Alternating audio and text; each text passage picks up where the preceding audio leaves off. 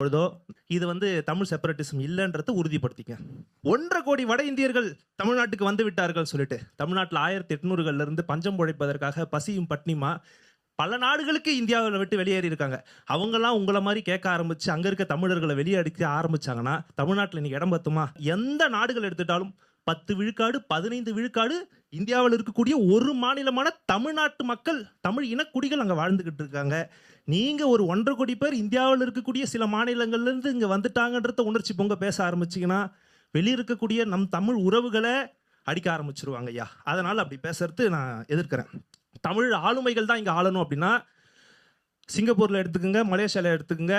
இங்க நம்ம தர்மன் சண்முகரத்னம் ஐயா அவர்கள் இருக்கார். அவர் உண்மையான அதிபர். அங்க அவர் இங்க தமிழ் மரபுல இருந்து போனவர் தான். அப்ப எதுல இருந்து பிறந்தோன்றது முக்கியம் கிடையாது. அந்த மக்களுக்காக அவங்க நின்னாங்கன்னா அவங்களுக்கு நாங்க வாக்களிப்போம் அப்படின்றதுல இங்க இருக்கக்கூடிய திராவிட கட்சிகளுக்கு மாறி மாறி தமிழர்கள் வாக்களிச்சாங்க. கேட்டது சரியான கேள்விதான். ஆனா உங்களுக்கு புரிதல் பிழை இருக்கு. என்னன்னா இந்தியா முழுமைக்கும் தமிழர்கள் வாழ்றாங்க, உலகம் முழுமைக்குமே தமிழர்கள் வாழ்றாங்க. இங்க இருக்கக்கூடிய வட இந்தியர்களை நீங்கள் வெளியேற சொன்னால் உலகம் எங்கும் இருக்கக்கூடிய தமிழர்கள் உள்ளே வந்துருவாங்க. உலகம் எங்கும் தமிழர்கள் போனாங்க. தமிழர்கள் போய் கஞ்சா வித்தாங்களா, அபின் வித்தாங்களா, ஹெராயின் வித்தாங்களா?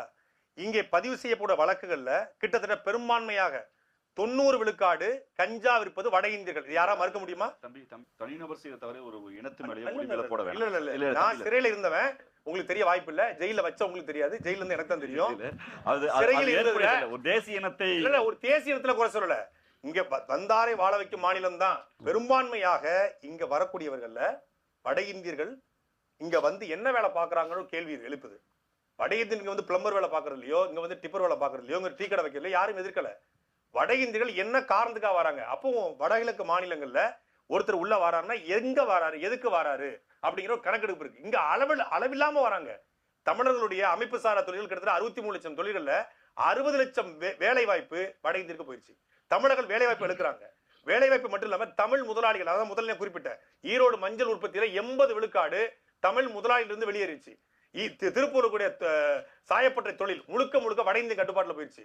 கோயம்புத்தூர் கூடிய தொழில் முழுக்க வட இந்திய கட்டுப்பாட்டுல போயிடுச்சு. தமிழர்கள் சொந்த நிலத்திலேயே அகதிகளாக மாறக்கூடிய ஒரு சூழல் ஏற்படுது.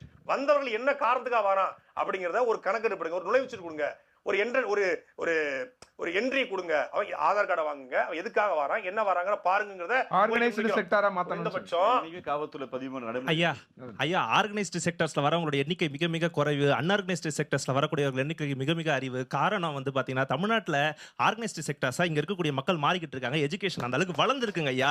முதல்ல ஒண்ணு. ரெண்டாவது, அங்க இருந்து வராங்க இல்லையா, வடநாட்டுல இருந்து வரக்கூடிய வடவர்கள், அண்ணா சொல்லியிருக்காரு வடக்குன்னு சொல்லாதீங்க, வட